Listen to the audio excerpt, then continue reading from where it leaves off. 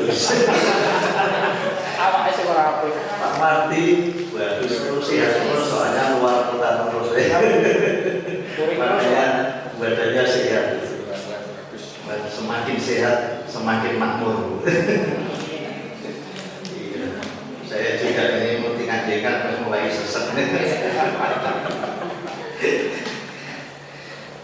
Bapak Ibu Saudara yang dikasihi Tuhan, hari ini kita memasuki minggu biasa. Minggu yang kemarin itu dalam kalender gereja adalah minggu Trinitas. Pak Pendeta Benediktus Suyito Dasuki. Nah, sekarang masuk di minggu biasa. Jadi nanti di dalam kalender minggu biasa itu agak panjang nanti warnanya hijau minggu biasa. Nah, temanya adalah kasih Kristus membebaskan. Di dalam bacaan kita pada pagi hari ini Matius 9 ayat 9 sampai 13 dan 18 sampai 26 ini ceritanya sebenarnya sudah sangat familiar bagi kita. Matius yang pemungut cukai itu dipanggil untuk ikut Tuhan Yesus. Ikutlah aku. Lalu dia mau mengikut Yesus. Lalu Yesus makan bersama-sama dengan Matius dan kawan-kawannya di rumahnya Matius. Tetapi orang-orang mencela. Mengapa Yesus makan bersama-sama dengan orang berdosa? Bukankah itu dilarang menurut hukum Taurat? Orang tidak boleh bergaul apalagi masuk ke rumah orang yang berdosa. Tetapi Yesus karena kasihnya dia datang masuk makan di rumah Matius. Nah, kisah yang kedua adalah anak kepala rumah ibadah yang sakit pendarahan. Berapa tahun ini sakitnya? 10 tahun ya. Sakit, lalu dia kepingin sembuh. Lalu dia ingin, asal aku pegang jubahnya saja, aku akan sembuh. Lalu Yesus berkata, jadilah kehendakmu menurut iman. Teguhkanlah hatimu, hai anakku, imanmu telah menyelamatkan engkau. Ada dua peristiwa yang luar biasa. Peristiwa mujizat karena perempuan itu sangat berharap dan percaya bahwa Yesus sanggup menolong dia karena imannya. Tapi ada orang seperti Lewi yang semula pemungut cukai itu dipanggil, ayo ikut aku. Nah, dua peristiwa ini yang menjadi dasar bagi kita untuk melihat bahwa kasih Kristus itu membebaskan orang yang terbelenggu, yang satu oleh karena kedagingan, yang satu oleh karena sakit yang ada di dalam tubuhnya. Kita tidak tahu orang sakit itu kan macam-macam. Bisa karena memang sudah fisik, sudah sepuh, bisa karena kuman, penyakit, bisa karena macam-macam. Dan ternyata semakin modern penyakit itu semakin canggih.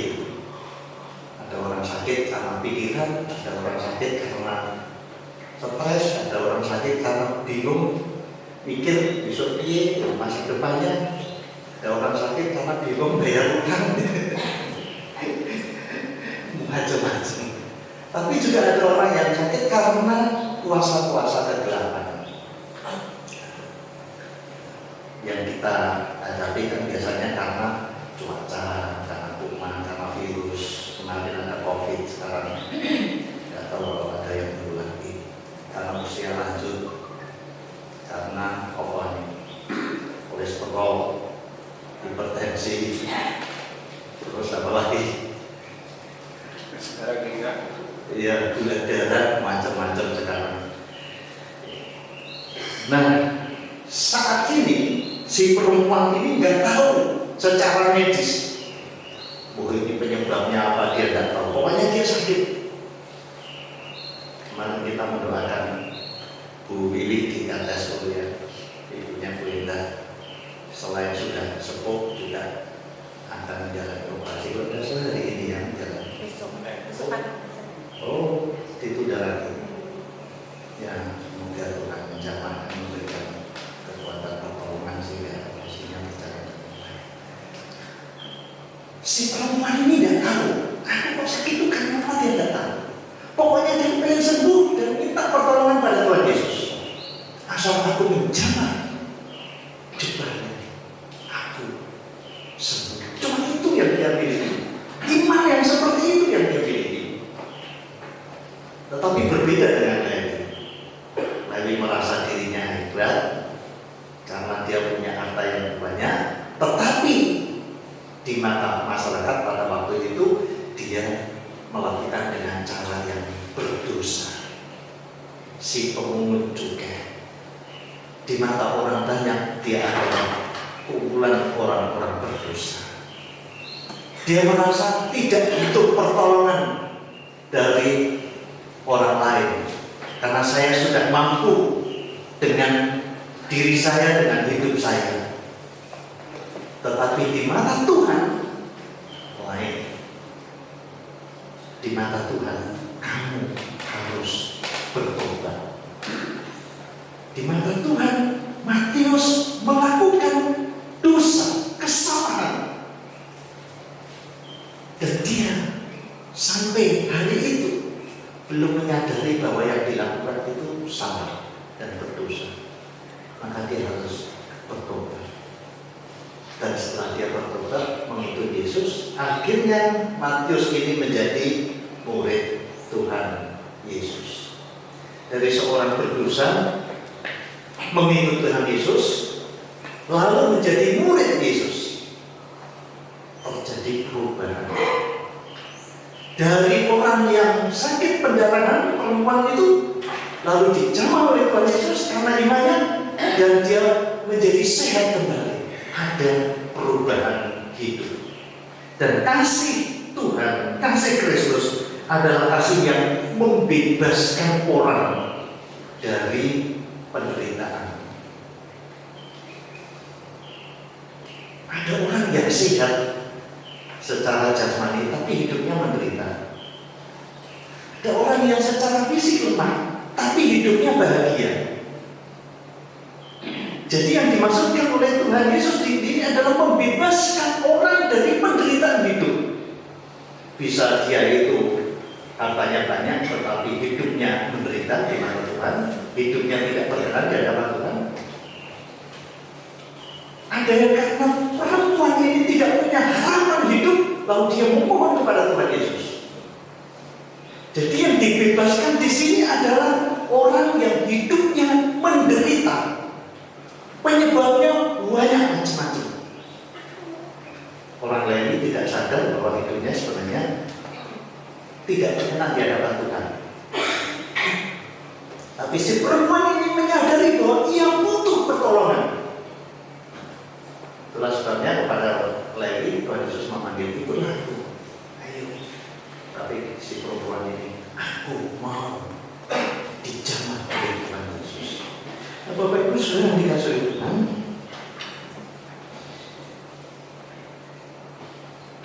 Orang-orang Farisi mencela apa yang dilakukan oleh Tuhan Yesus.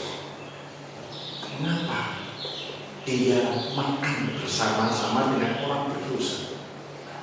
Lalu jawab Yesus, bukan orang yang sehat yang memerlukan tabib, tetapi orang yang sakit. Matius ini di mata Tuhan dia adalah sakit secara rohani. Dia butuh pertolongan karena secara rohani dia sakit. Karena tidak mungkin hidup di dalam dosa berkenan di hadapan Bapa di surga. Tidak mungkin. Jadi kalau dipakai ilustrasi orang yang sehat dan sakit, maka Matius ini adalah orang yang sakit rohaninya, sakit jiwanya, karena dia hidup dalam dosa.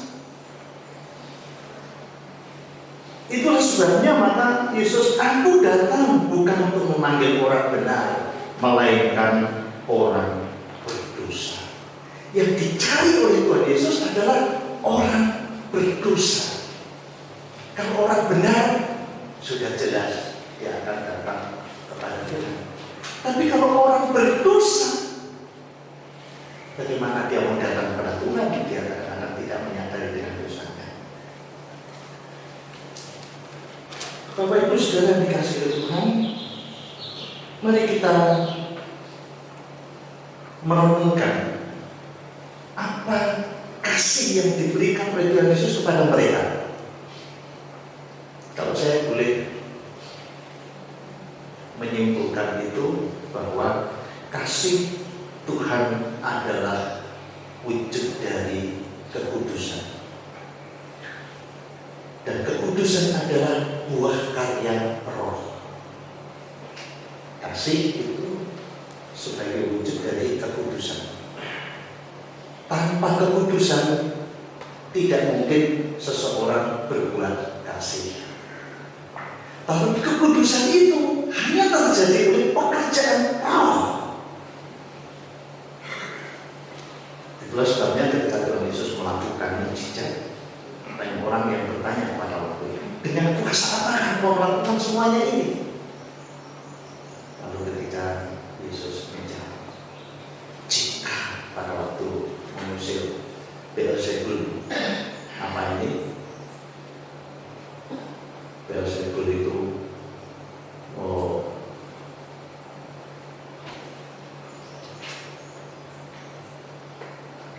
ibaratnya si kepala iblis, penghulu setan. Kalau di dalam perjanjian baru kan pakai istilah Beelzebul. Kalau di dalam perjanjian lama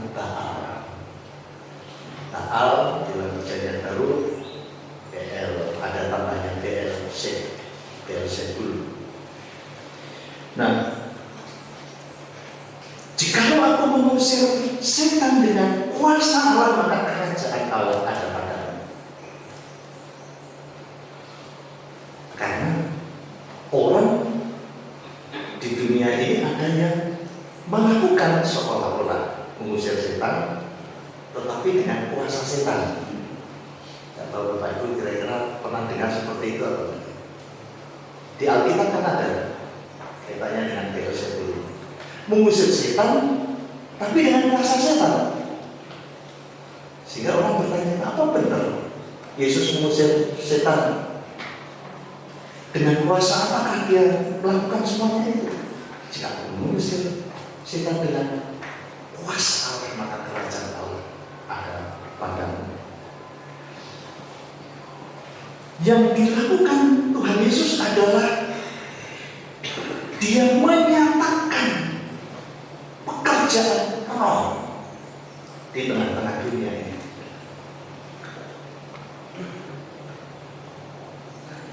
Dia menghadirkan karya Roh di dalam dunia ini, sehingga orang yang dikuasai dengan kegelapan, kuasa kegelapan, orang yang dikuasai dengan kuasa kedagingan, orang yang dikuasai dengan kuasa-kuasa setan akan dilenyapkan dengan karya kuasa Roh yang dinyatakan, yang hadir, yang dinyatakan oleh Yesus Kristus ini. Jadi kuasa Roh ini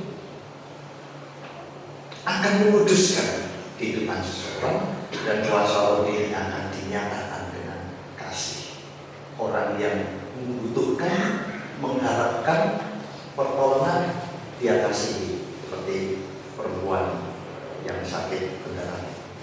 Tetapi orang yang hidup di dalam dosa juga dia kasih. Tuhan Yesus sudah pilih-pilih, tidak pandang bulu, tidak pilih kasih. Meskipun si Matius ini, orang Lewi ini dicap sebagai orang yang berdosa, yang dikucilkan oleh masyarakat pada waktu itu, tetapi Tuhan Yesus tetap mengasihi dia. Nah, Bapak Ibu dan Saudara yang dikasihi oleh Tuhan, kasih dapat dinyatakan, hanya bisa diungkapkan dari kekudusan. Dan kekudusan itu pasti buah pekerjaan Roh Allah, Roh Kudus. Karena itu tidak mungkin kalau orang hidup dengan menggunakan kuasa-kuasa dunia, apalagi dengan kuasa-kuasa setan, dapat berbuat kasih. Tidak mungkin. Karena itu dua hal yang bertolak belakang. Orang menggunakan kuasa dunia, kuasa kegelapan, kuasa kedagingan, lalu dia berbuat kasih, itu tidak mungkin, tidak masuk akal.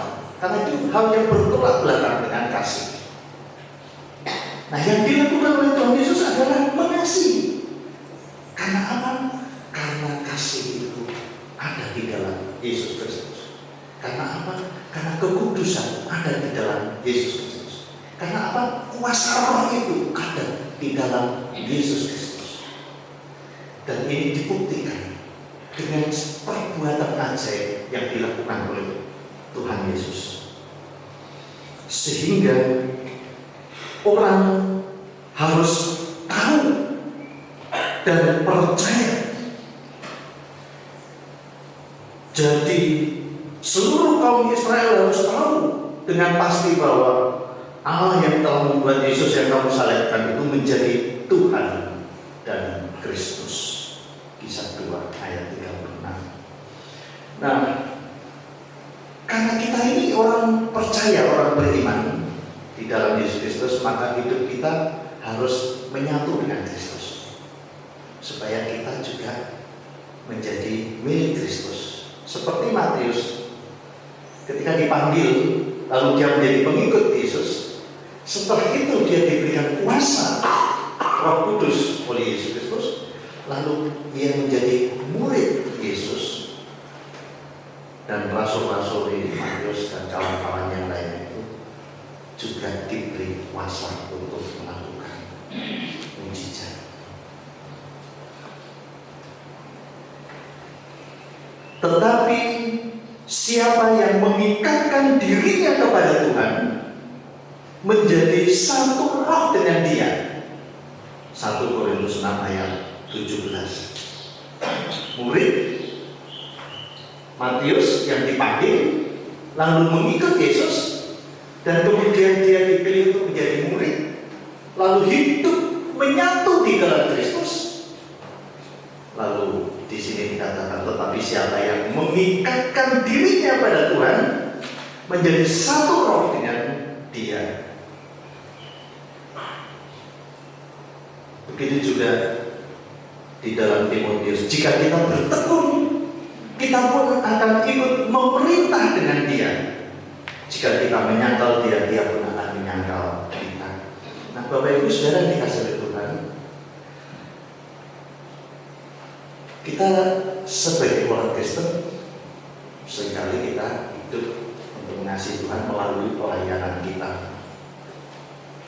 Seringkali orang Kristen itu dijadikan bahwa oh dia orang Kristen, kenapa? Karena dia membaca Alkitab. Kenapa? Karena dia berdoa. Kenapa? Kalau dia hari Minggu dia ke gereja. Kenapa? Karena dia aktif di dalam pelayanan. Oh, ini orang Kristen. Dan biasanya begitu ya Bapak Ibu ya. Secara umum begitu. Tetapi ketika dia menjadi orang Kristen, ketika dia rajin beribadah di gereja, ketika dia ikut ambil bagian di dalam pelayanan, tetapi jika hidupnya tidak mengalami perubahan, maka segala kegiatan pelayanannya akan menjadi batu sandungan di dalam hidupnya. Itulah sebabnya maka ada banyak orang yang kadang-kadang bertanya begini, jadi orang Kristen tapi kok hidupnya seperti itu? Jadi dia diidentifikasikan sebagai orang Kristen, tapi orang melihat hidupnya kok seperti itu, kok kurang pas kalau dia sebagai mengaku sebagai orang Kristen. Lalu kekristenannya itu menjadi batu sandungan di dalam hidupnya. Jadi orang Kristen rajin rajin ke gereja, kalau minggu ya rajin ke gereja. Lalu orang kemudian itu kehidupannya yang tidak mengalami perubahan menjadi batu sandungan bagi identitasnya sebagai orang Kristen. Orang Kristen itu aktif pelayanan. Begitu dia aktif pelayanan, tetapi hidupnya tidak mengalami perubahan. Orang pasti akan bertanya-tanya, pelayanannya gimana? Sehingga pelayanannya itu karena tidak didasari oleh perubahan hidup, sehingga pelayanannya itu sering menjadi batu sandungan di dalam hidupnya. Orang akan melihat yang dilakukan dengan kehidupannya cocok atau tidak. Nah, inilah yang dialami oleh Matius. Memang dulu Matius adalah orang berdosa, dipanggil oleh Yesus, ikutlah aku. Setelah ikut Yesus, kamu dijadikan murid, dididik, dilatih secara khusus, secara rutin, terus-menerus. Kalau kita membaca dalam Alkitab, pagi-pagi buta Yesus berdoa bersama dengan murid-murid, lalu malam dia berdoa bersama dengan murid-muridnya, dilatih, dididik. Cuma kita tidak tahu kalimat doanya ketika bersama dengan murid-muridnya bagaimana. Ya kita tahu, jika kamu berdoa, maka berdoalah Bapa kami yang ada di surga. Kan yang kita baca seperti itu, ya. Tapi yang dilakukan sehari-hari dengan murid-muridnya itu seperti apa? Tidak semua doanya dicatat di dalam Alkitab. Nah, Bapak Ibu Saudara yang dikasihi oleh Tuhan, jika kita bertekun, kita pun akan ikut memerintah dengan Dia. Dan jika kita menyangkal Dia, Dia pun akan menyangkal kita. 2 Timotius 2 ayat 12. Matius yang semula adalah orang berdosa, dipanggil oleh Tuhan Yesus, lalu mengikut Yesus. Dia sudah berubah dari orang yang berdosa menjadi orang yang percaya. Begitu dia berubah menjadi orang percaya, dipimpin, dididik oleh Tuhan Yesus, dia menjadi murid. Begitu menjadi murid, Tuhan Yesus disalibkan, bangkit, naik ke surga, dia harus pergi memberitakan Injil. Dari orang berdosa mengikut Yesus, lalu menjadi murid, lalu dia memberitakan Injil. Tidak mungkin itu dilakukan oleh Matius kalau dia tidak mengalami perubahan hidup. Sehingga yang menjadi dasar fondasi di dalam kehidupan kita sebagai orang beriman adalah bahwa apakah hidup saya sudah mengalami perubahan, pembaruan dari cara hidupku yang lama, yang sia-sia, yang tidak ada artinya ini, lalu menjadi hidup yang berkenan di dalam Tuhan. Supaya yang kita lakukan di dalam hidup kita berkenan kepada Tuhan, menjadi tupa yang berbau harum di hadapan Tuhan. Orang senang dengan hidup kita. Apakah yang kita lakukan itu menyukakan hati Tuhan atau membuat duka hati Tuhan? Kalau kita aktif di dalam pelayanan, apakah pelayanan kita ini menjadi kesukaan di dalam hati Tuhan atau menjadi batu sandungan bagi kita sebagai orang Kristen? Kalau kita masih hidup dengan manusia lama, dengan kedagingan yang masih dikuasai dengan kuasa-kuasa kegelapan, maka segala yang kita lakukan termasuk pelayanan kita akan menjadi batu sandungan di dalam hidup kita. Matius tidak mungkin menjadi murid Yesus. Matius tidak mungkin memberitakan Injil kalau dia tidak mengalami perubahan hidup. Kalau dia masih hidup seperti manusia lama, seperti orang yang berdosa seperti dulu, tidak mungkin dipakai oleh Tuhan Yesus. Dia harus berubah. Dia harus mau diubah oleh Tuhan. Dia harus mau digembleng oleh Tuhan, supaya dia dipakai oleh Tuhan. Bahkan hidupnya diberkati oleh Tuhan. Amin. Tak mungkin dipakai kalau dia masih manusia lama, tidak mungkin. Dia hanya bisa dipakai kalau dia menjadi manusia baru, berubah, dipanggil mengikut Yesus, dipanggil menjadi murid Yesus, lalu dia dipakai untuk memberitakan Injil. Dan hidupnya diubah di dalam Tuhan, tidak. Dan perubahan itu, ketika Matius memberitakan Injil dengan kasih, pasti dia sudah mengalami perubahan dari hidup yang berdosa menjadi hidup kudus di dalam Tuhan. Dan hidup kudus di dalam Tuhan pasti oleh karena pekerjaan roh. Karena kalau hanya mengandalkan kekuatan diri kita sendiri, kita akan gak kuat. Kami ini kalau di Fasis, kalau ketemu kumpul dengan teman-teman pendeta, baru itu untuk rosol itu cerita. Teman-teman pendeta, kalau pendeta kumpul lagi soal cerita. Nah kalau di jemaat itu kan pakai jalan pasang, tapi Pak pendeta gitu.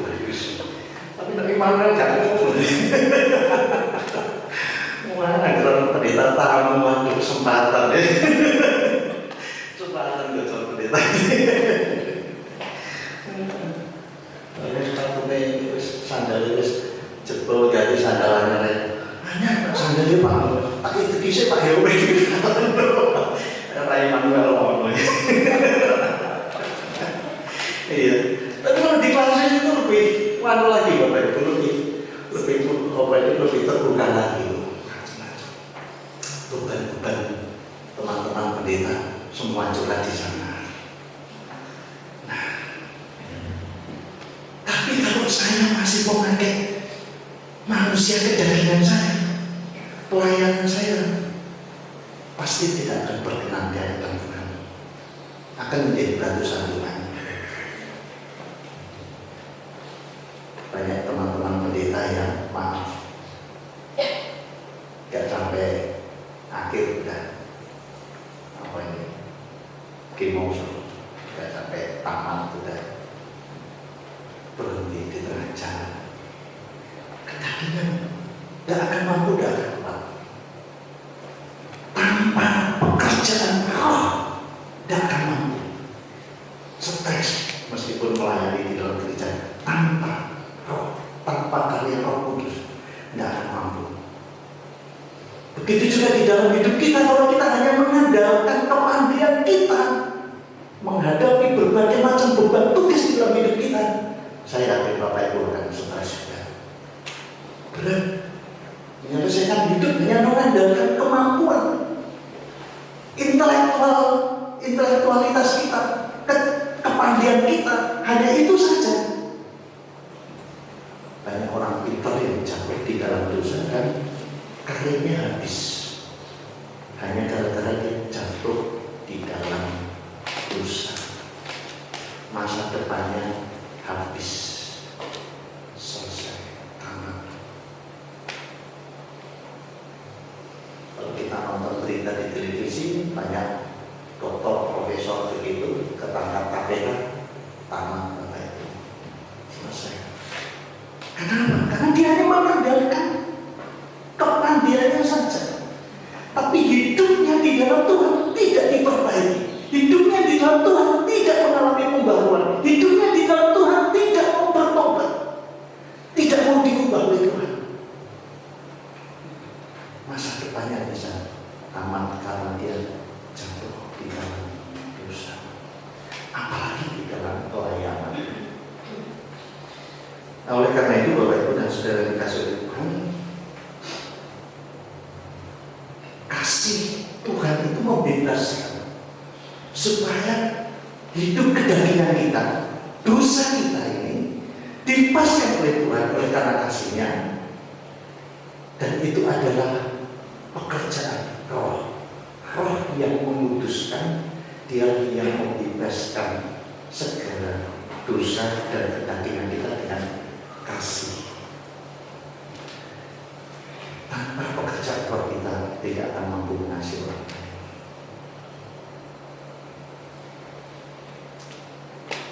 Kalau saya masih hidup dengan kedagingan, ini dalam pelayanan, ngomongnya suara jemaat,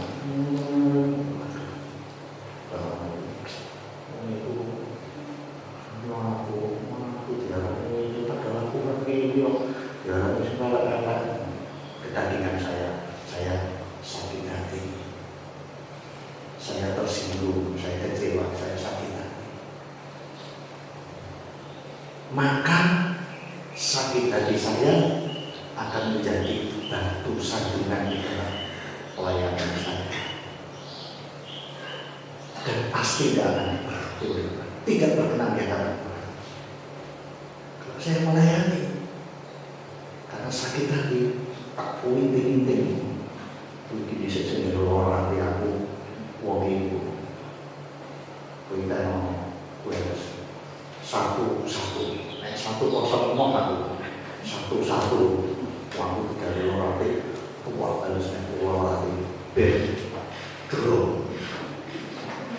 Itu pelayanan kita tidak menjadi berkat, tapi malah menjadi batu sandungan di dalam hidup kita. Makanya sekarang ini kalau ada guyon-guyonan saya tertawa, ada guyonan saya tertawa. Lah pendeta di PC lah, tak guyon itu. Ada kesempatan sama pendeta tamu itu pendeta yang guyon. Tidak apa-apa ya, takut guyon ya. Nah, silakan Bapak Ibu ngomong apapun tentang saya, tidak masalah. Tidak akan membuat saya sakit hati tersinggung. Saya akan ketawa karena saya merasa bahwa dia belum bisa mengasihi dengan baik. Untuk apa saya muslim? Untuk apa saya tersinggung? Untuk apa saya sakit hati? Dia belum bisa mengasihi saya waktu. Kan gitu, kan rugi saya. Lalu yang belum bisa mengasihi dia kok yang sakit hati kok saya? Kan gitu. Lalu kalau yang belum bisa mengasihi dia kan itu urusannya dia sama Tuhan. Urusan saya sama Tuhan, saya bersyukur. Saya mengucapkan terima kasih sama Tuhan. Saya ini bahagia di dalam Tuhan. Saya mau melayani dengan kasih seperti yang Tuhan ajarkan kepada saya. Ini urusan saya sama Tuhan. Tapi kalau masalah dia sama Tuhan seperti itu urusannya dia sama Tuhan. Kita kalau melayani begitu, Bapak Ibu, tidak usah berat-berat. Kalau dia belajar, ini sih surprise, ayo Pak, ini kami loh Pak. Rasanya ngomong macam-macam, padahal aku nggak mau loh Pak. Kok diarani ngomong? Kok dia stres? Oh sekarang ini dia loh. Oh dia yang nggak tahu apa yang kita lakukan. Ngarani seperti itu loh. Kok kita itu stres? Batu sandungan Bapak Ibu, pelayanan kita jadi batu sandungan kalau kita berpikir seperti itu. Udahlah. Kalau dia nggak benar, itu urusannya dia sama Tuhan. Tanggung jawab dia sama Tuhan. Urusan saya sama Tuhan, saya mau melayani dengan kasih. Saya mau melayani dengan sukacita. Saya mau melayani dengan bahagia. Saya mau melayani dengan damai sejahtera. Itu urusan saya sama Tuhan. Kalau orang lain merasa tidak terima dan dia tidak suka, itu urusannya dia sama Tuhan. Supaya kita bisa bahagia. Di dalam keluarga nanti juga sama. Di dalam keluarga juga begitu. Yang aku ngomong tak benar. Sini waktu itu ngomong, lalu muncul ngomong gak genah, lu gak genah kok malah kamu yang sakit hati. Terus ya karena dia yang sakit hati kok kamu. Terus ya karena dia itu tanggung jawabnya sama Tuhan. Kok kamu yang sakit hati? Kadang-kadang itu lucu, lu kan yang bersalah, lu yang gak terima kita. Itu artinya kita masih sangat kedagingan. Kita masih sangat dikuasai oleh masa lalu yang belum selesai. Harus dibebaskan di dalam kasih Tuhan. Amin Bapak Ibu. Semua akan bahagia melayani Tuhan. Ayo, sudah tidak ada lagi yang ganjil di hati. Iya. Di dalam keluarga tidak ada yang musuhan. Wajar, belum malah kaget saya. Bertobat. Bertobat. Masa dalam keluarga bisa musuhan itu? Salah. Usia 5 menit kan? Wah benar ini. Balik naik. Tapi dalam keluarga masuk masih ada yang jutaan ada yang Lu mosok saoman kan gak mau.